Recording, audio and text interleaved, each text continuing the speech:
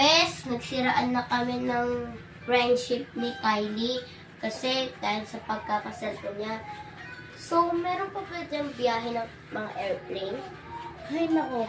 Matagal-tagal pa bago bumiyahe ng mga airplane. Kasi, parang nagkaroon muna ng kunting emergency din sa airport.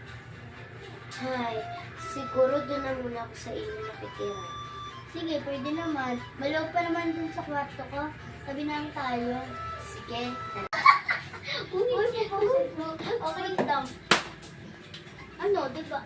Diba lagi nakatutok si Kylie dito sa phone niya, social media. Ano ginawa mo sa phone mo? Binasag ko. Pinala na yun. Di daw, sige, basagin ko daw yung cellphone niya pa.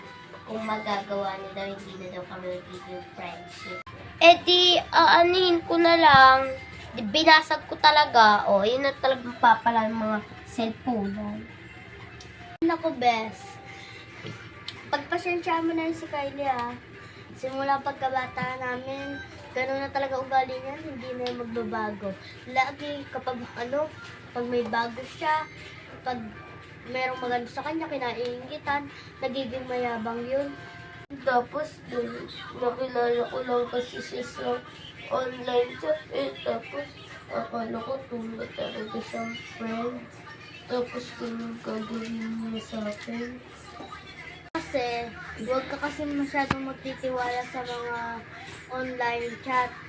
Lalo na kapag hindi mo makilala, tapos bigla kang sasama, tapos papaasahin ka lang, anong nangyari sa'yo.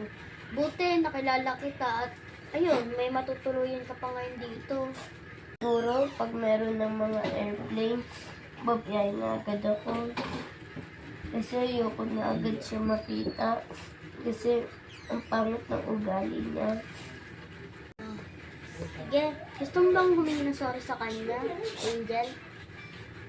Hindi ko na kailangan humingi ng sorry doon. Ganyan mapapala sa kanya. Kahit kailan mag-chat-chat lang siya sa akin, hindi ko papatawarin yun.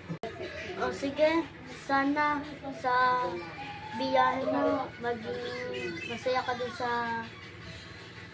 kung saan ka naroroon. Sige na, chat ko si ate kung meron mga airplane. O susunduin na lang pala nila ako ng ng car namin. Sige, bahala ka. Wait lang, bes. Ate?